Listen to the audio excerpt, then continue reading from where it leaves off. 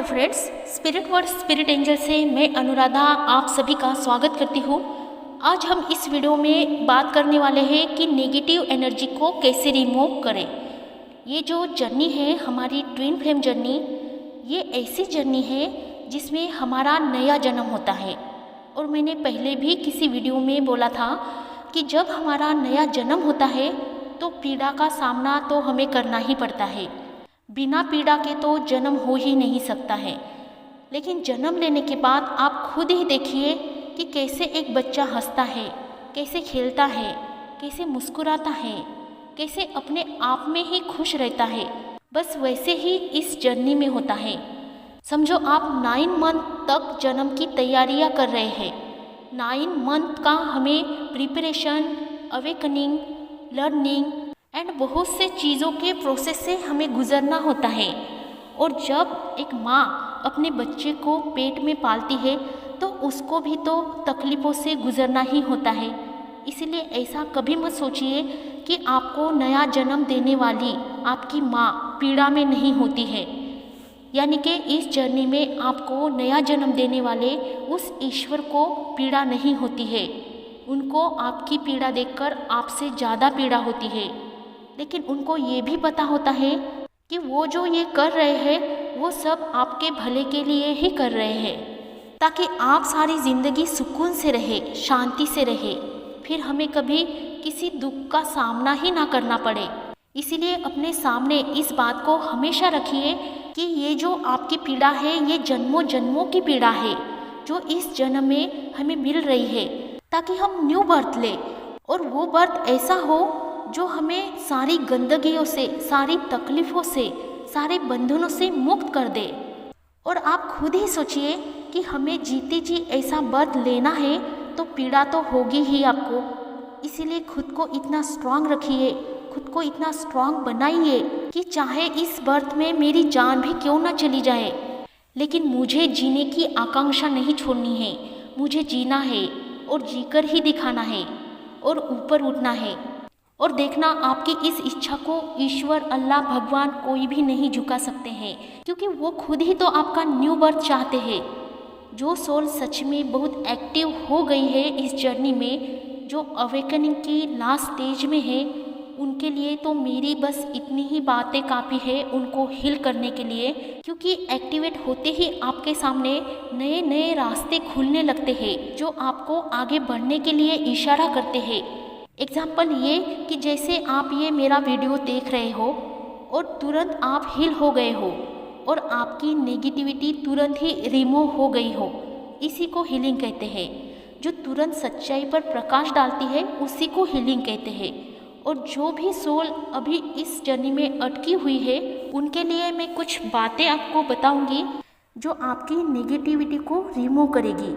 तो आपको क्या करना है, समझो आपको आपके डीएम की बहुत याद आ रही है, कहीं पर भी आपका मन नहीं लग रहा है, कितना भी भूलने की कोशिश आप कर रहे हैं, लेकिन उस एनर्जी को आप कंट्रोल ही नहीं कर पा रहे हैं।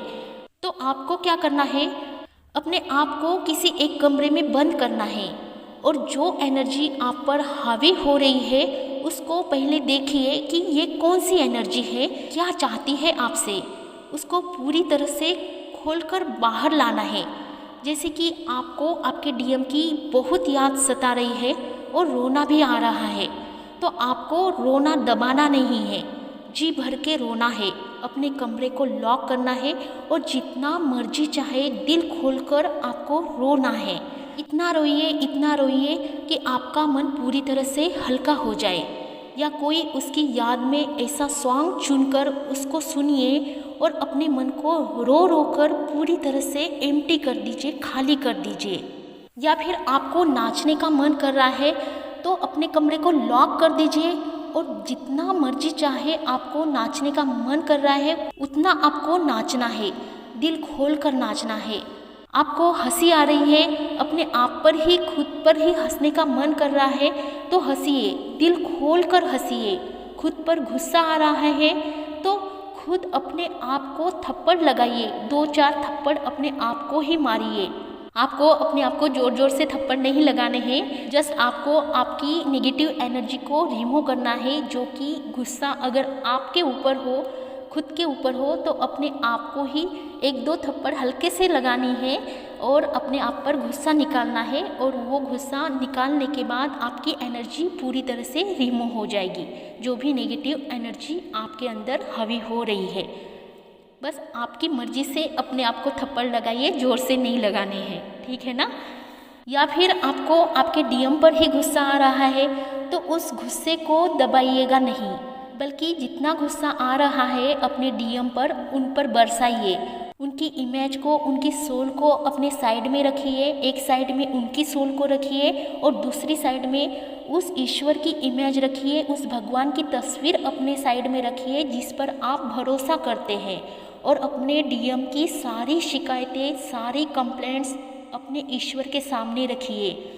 जितनी शिकायतें करनी है, सारी कंप्लेंट्स आप अपने ईश्वर के सामने रखकर सारी कंप्लेंट्स उनको बताइए। जितना गुस्सा आपको बरसाना है वो सारा गुस्सा आपको ईश्वर को सामने रखकर ही बरसाना है। अगर गालियाँ भी देने का मन कर रहा है तो एक दो गाली भी दे सकते हैं ताकि आपकी आत्मा को सुकून मिले। बाद में माफ़ी भी मांग लीजिए। ये सब मैं आपको आपके अंदर की नेगेटिव एनर्जी को रिमूव करने के लिए बता रही हूँ। ये बस आपको आपके अंदर की नेगेटिव एनर्जी को रिमूव करने के लिए है। और मैं ये इसलिए बता रही हूँ क्योंकि कोई कोई जो सोल होती है वो इतनी आसानी से किसी को माफ़ नहीं करती है जब तक कि उनकी आत्मा शांत नहीं होती है, उनकी सोल खुद ही शांत नहीं होती है। कुछ कुछ ऐसी आत्माएं होती है जिनके ऊपर बहुत सारे कर्मास लागू होते हैं, जिनके ऊपर बहुत सारे कर्मास के बर्डन्स होते हैं, उस वजह से वो गुस्सा हो जाती है या फिर अशांत होती है। तो उन्हीं सोल्स के लिए ये बात मैं आपको बता रही हूँ, उन्हीं सोल्स के लिए ये चीज़ मैं आपको बता रही हूँ। तो ये सभी के लिए रिजोनेट नहीं होगा और जिनको भी रिजोनेट करे उनको ईमानदारी से करना है, इसमें कोई गलत नहीं है। ये हम अपनी नेगेटिव एनर्जी को बस रिमूव करने के लिए कर रहे हैं। बाद में आपको आपके डीएम से और डिवाइन से भी माफ़ी मांगनी है, तो ये सब आपको करना है। तो ये सब हम अपनी नेगेटिव एनर्जी को रिमूव करने के मकसद से ही कर रहे हैं, तो इसमें कोई गलत नहीं है। तो डिवाइन फेमिनिन आपको ये सब करना है। आप जहाँ भी अटके हो वहाँ से आपको आगे की जगह ज़रूर मिलेगी। बहुत सारी ऐसी चीज़ें हैं जो आगे आपके इंतज़ार में ईश्वर ने रखी हुई है। आप बस एक कदम स्ट्रांगली उठाइए। आप बस एक कदम स्ट्रांगली उठाते हो तो ईश्वर हर जगह से, हर दुख से, हर नेगेटिविटी से आपको बाहर निकालते हैं। बस फेद रखिए कि आपको आगे बढ़ना है। कहीं पर भी स्टक मत रहिए। स्टक रहेंगे तो अटके ही रहेंगे। आपको समंदर के बीच भंवर में आकर अटका नहीं रहना है, डूबना नहीं है, किनारे तक पहुंचना है। अपनी कश्ती को सही डायरेक्शन में रखिए, सब सही हो जाएगा। और बाद में ऐसा वक्त आएगा कि आपकी कश्ती का जहाँ मुख होगा वहाँ आपको साहिल नज़र आएगा। बस फेद रखिए। तो मैं उम्मीद करती हूँ कि आपको इस वीडियो से बहुत सी हीलिंग मिली होगी, बहुत सी चीज़ें आपकी क्लियर हो गई होगी और आपको आगे बढ़ने में भी हेल्प मिली होगी। अगर आपको पर्सनल रीडिंग लेनी हो तो आप हमें अपने व्हाट्सएप नंबर पर संपर्क कर सकते हो। जिनको भी पर्सनल रीडिंग की आवश्यकता है वो हमें संपर्क कर सकते हैं। उसमें आपको डीएम और डीएफ की एनर्जी को बैलेंस करने के लिए बहुत सारे सॉल्यूशंस और कुछ रेमेडीज दी जाएंगी, जिसकी वजह से आप जो है अपनी एनर्जी को बढ़ा भी सकते हो और अपनी एनर्जी को संतुलित भी कर सकते हो। तो जो भी पर्सनल रीडिंग के लिए इंटरेस्टेड है वो हमें संपर्क कर सकते हैं। तो दोस्तों आज की वीडियो में बस इतना ही और नेक्स्ट वीडियो में हम फिर से मिलेंगे। तब तक के लिए आप खुश रहिए, आबाद रहिए, पॉजिटिव रहिए, अपना ध्यान रखिए और मेडिटेशन करते रहिए। धन्यवाद।